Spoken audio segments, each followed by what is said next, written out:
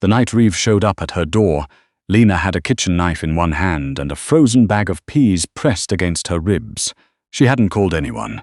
She never did. The knock came at 11:40 on a Tuesday, and her first thought wasn't panic. It was arithmetic. She had $14 in her checking account, a cracked phone screen she'd been ignoring for 6 weeks, and exactly one person who knew where she lived.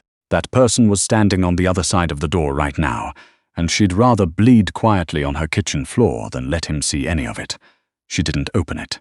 Calloway. His voice came through the wood like it owned the building. Low, flat. The kind of voice that didn't repeat itself. "I can hear you breathing." She set the knife down on the counter because her hand was shaking, and she didn't want to think about why. "I'm busy," she said. A pause. Then, "I know." She opened the door. 3 weeks earlier, Lena had taken the job because she needed rent money, and because the man interviewing her hadn't looked at her the way most men did. He'd looked at her resume for a long time. Then he'd looked at her. "You caught an error in our last external audit," he said. It wasn't a question. It was in the footnotes. She kept her voice even. "Most people don't read footnotes. I read footnotes." He slid the resume back across the glass desk. "You found a discrepancy of $11,000 buried in a column that no one had touched in 4 years. Our in-house accountant missed it. The firm we paid $80,000 for missed it. They weren't looking in the right place." Reeve studied her for a moment. He had the kind of face that had probably been handsome once, before whatever had happened to it. There was a scar that ran from his left jaw to just below his ear, pale and old, the kind that had been stitched by someone in a hurry. His suit was dark and perfectly fitted, and he wore it the way men wear armor. "Where did you come from?" he asked. She told him the truth because lying in job interviews had never worked out for her. She'd grown up in Sudbury, in a house with mold on the bathroom ceiling, and a father who thought bookkeeping was something women did when they couldn't find a husband. She'd put herself through night school, working the till at a 24-hour pharmacy. She'd had 3 jobs since graduating, 2 of which had ended when the businesses quietly folded, and one of which had ended when she'd pointed out that the owner had been skimming his own payroll. Reeve listened to all of it without expression. Then he offered her the job, and a number that made her forget to breathe for a second. She said yes before she'd finished exhaling. What Reeve's organization did exactly was something Lena had understood within the first week and decided not to think about too carefully. The books she worked with were clean, or they looked clean, which was the point, and her job was to keep them that way. She tracked outflows and inflows through 6 numbered accounts, prepared quarterly summaries, and managed the administrative paperwork for what was officially listed as a private equity consultation firm headquartered in a glass tower on Bay Street. She did not ask what the private equity was invested in. She did not ask why certain transfers originated from the Cayman Islands, from Cyprus, from a holding company registered in the Isle of Man. She did not ask why, when she arrived at the office on her 4th day, there was a man sitting outside Reeve's door with a broken nose and both hands folded in his lap like a schoolboy waiting for the principal. She sat at her desk. She opened her spreadsheets. She did her job. Reeve noticed. He didn't say anything about it directly. He didn't seem to operate that way, direct. But within a month, she had her own office instead of a shared desk, and a badge that accessed 2 additional floors, and a brief, unremarkable interaction at the coffee station where he said, "You don't ask questions." And she said, "I ask the ones that matter." And he said, "Yes," and then walked away. And somehow that had felt like the highest compliment she'd ever received. She should have known that was a warning sign. The problem with having exactly one person who knew where she lived was that she'd told him by accident. It had happened 2 weeks into the job, during a late night at the office when she'd fallen asleep over a keyboard and woken up to find Reeve standing in the doorway of her office, with his jacket off and his sleeves rolled to the elbow, holding a cup of coffee that was meant for her. She'd startled badly enough that she knocked her phone off the desk, and when she picked it up, the screen was showing her home address, pulled up from an app she used to track transit, which had been helpfully displaying her most frequent destinations. He'd glanced at it. Just once. She'd been angry about it for 3 days before she decided it didn't matter. Because why would he ever need to know where she lived? She thought about that now, standing in her doorway with a frozen bag of peas against her ribs and a man in a $5,000 coat looking at her the way he looked at quarterly reports. Assessing, cataloguing, missing nothing. His eyes moved from her face to the hand, pressed against her side. "Who did that?" he said. "I slipped. Where in the bathroom?" "The tiles uneven." Reeve looked past her into the apartment. It wasn't a large apartment.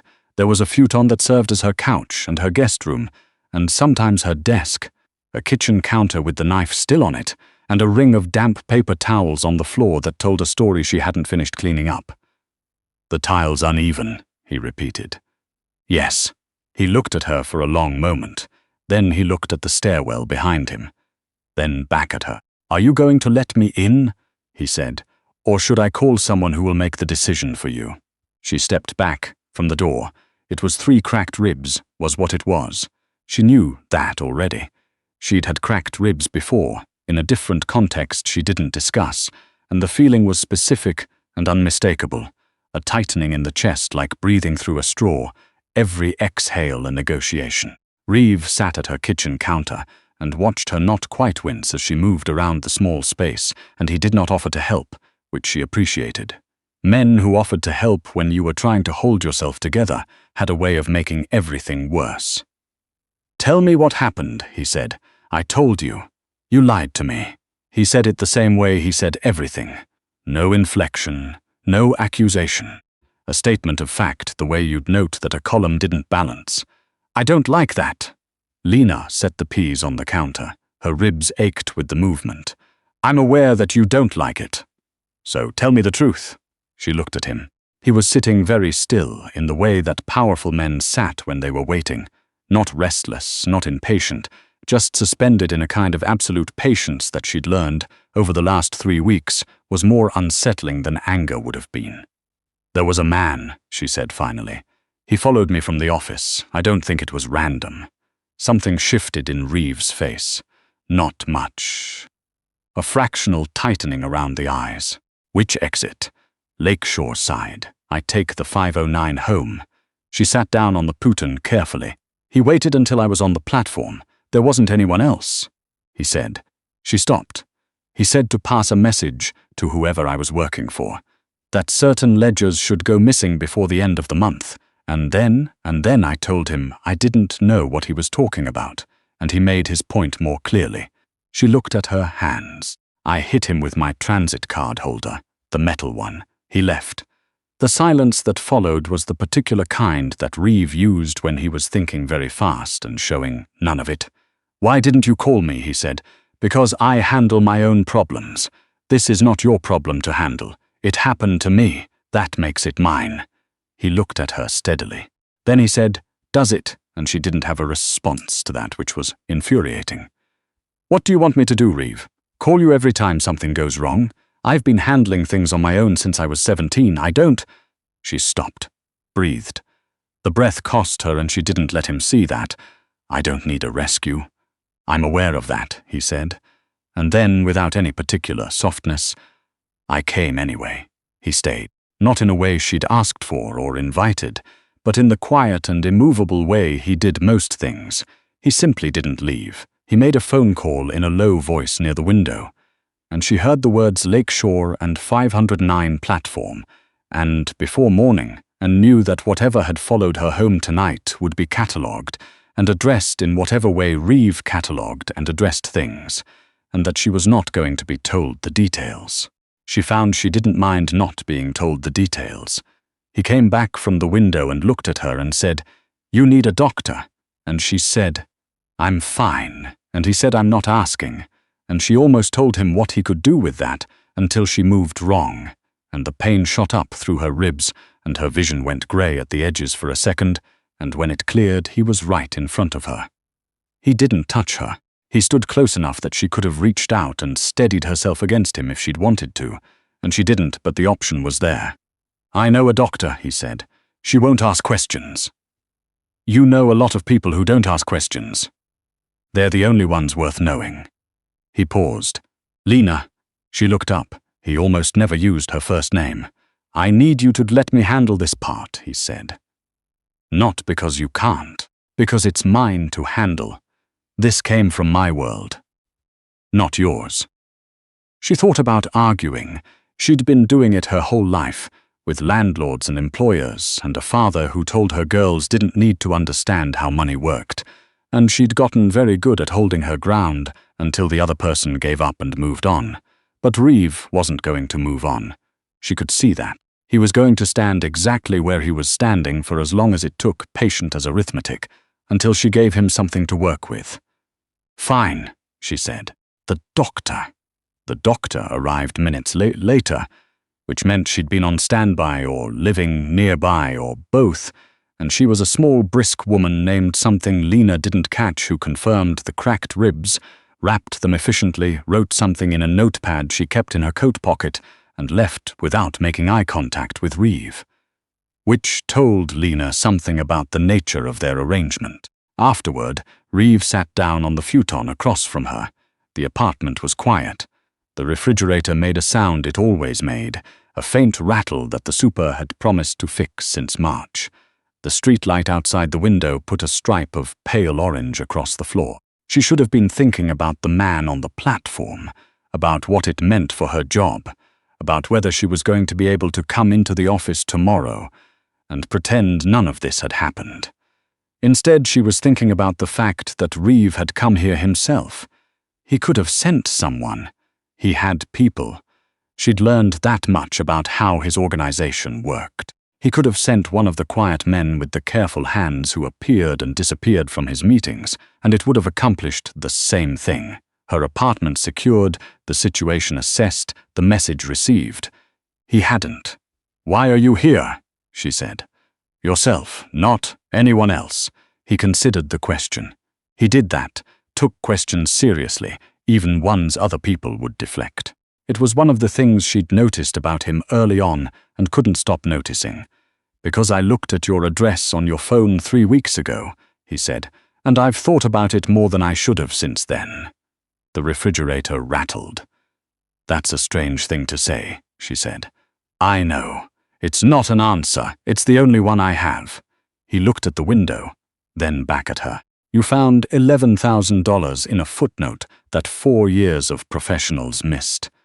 You've been working for me for 3 weeks, and you haven't asked a single wrong question, and I've been in this business long enough to know that that means you understand exactly what the right questions are. He paused. You live in an apartment where the super doesn't fix the refrigerator, and the tile in the bathroom is genuinely uneven. By the way, I looked at it when I came in, and you haven't asked me for a raise. I was going to ask at 6 weeks. I know. I've been waiting for it. Something close to a dry expression moved across his face, and she realized it was the closest thing to a smile she'd ever seen from him. You do everything on a timeline you set yourself, and you don't explain it to anyone. She looked at him. So do you, she said. Yes, he said. That's why I came myself. He didn't stay the night, though she half expected him to announce that he would, in that flat, unargumentable way he had. Instead, he stood at the door at 1:30 and said, Someone will be in the building tonight. You won't see him. That's supposed to be reassuring. Yes. He looked at her. Not at her ribs, not at the window, at her face. The man on the platform. He was a message. Whoever sent it knows where you work. They may not know what you do, and if they do, then they're more informed than I'd like them to be, which means I need to move faster than I planned. She understood, suddenly, that this was what it looked like when Reeve was worried. Not the face. The face didn't change. It was the precision of the words, the way he stopped leaving space between sentences. What does that mean for me? She said. He was quiet for a moment. It means I need you safe, he said. Which I recognize is not something you asked for. No, it's not. Nevertheless, he held her gaze, and she noticed for the first time that his eyes were a dark grey, the colour of Lake Ontario in October, and that he looked at her differently than he looked at everything else. Not as a problem to solve, not as a liability to manage, but as something he was still figuring out, which she suspected was unusual for him. Get some sleep. He left before she could say anything else. She stood in the middle of her apartment, ribs aching, and listened to his footsteps go down the hall and fade. Then she sat back down on the futon and looked at the stripe of light on the floor and thought about a man who ran a criminal organization the size of a small corporation, taking 3 weeks to come to a conclusion she'd probably reached in 3 days. She thought about a voice through a door that said, "I know," instead of "Are you all right?" She thought about a question she hadn't asked, the one she'd been not asking since the first week, the one that had nothing to do with ledgers or accounts or the carefully maintained fiction of a private equity firm, and she turned it over the way she turned over numbers, looking for where it balanced. She didn't sleep for a long time. 2 days later, she came into the office at 7 in the morning because she always came in at 7, ribs taped and expression neutral, and found a new lock on her office door with a keycard already sitting on her desk. There was also a note, handwritten in the narrow, efficient script she recognized from document sign-offs. Footnotes only, R. She understood it immediately. She was to continue exactly as she had been. Ask only the questions that mattered. Work the numbers she was given. Trust that the rest was being handled. She sat down, opened her spreadsheets, and got to work. An hour later, Reeve appeared in her doorway. He looked like he'd been awake all night, which she suspected was true, though nothing in his posture admitted it. "How are the ribs?" he said. "Functional." He looked at the note on her desk and then at her. "There's a transfer coming through from the Vancouver account this week," he said. "I need it moved before Thursday. 3 separate withdrawals, different amounts, different timing. I'll send you the window. I'll need the originating account numbers. You'll have them by 9. He turned to go. "Reeve," she said. He stopped. She picked up the note, looked at it once, set it back down. "The man on the platform," she said. "Did you find him?" A pause. "Yes," he said. She nodded. She didn't ask anything else because those weren't the right questions, and she understood now that he knew that about her in the same way she knew it about herself. The number of things you could say in a room without saying them, the way 2 people who are very good at silence could have an entire conversation without once using the words that were actually meant. "The Vancouver numbers by 9, she said. "By 9, he agreed. He left. She turned back to her screen. Outside the window, Toronto was doing what Toronto did in late October. Grey sky, a bite in the air, the kind of cold that reminded you that winter was not a suggestion. She could see the lake from here if she craned her neck. She never craned her neck. But she knew it was there. She opened the transfer template and began to work, and she told herself that the thing sitting in her chest, underneath the taped ribs, underneath the careful quiet she'd built around herself over years of being underestimated and overworked and treated as background noise, was nothing more than the particular satisfaction of a ledger that finally balanced. She told herself that. She didn't entirely believe it, but she was good at working with numbers that didn't quite add up yet, holding them open, patient as a long calculation, waiting for the column to resolve.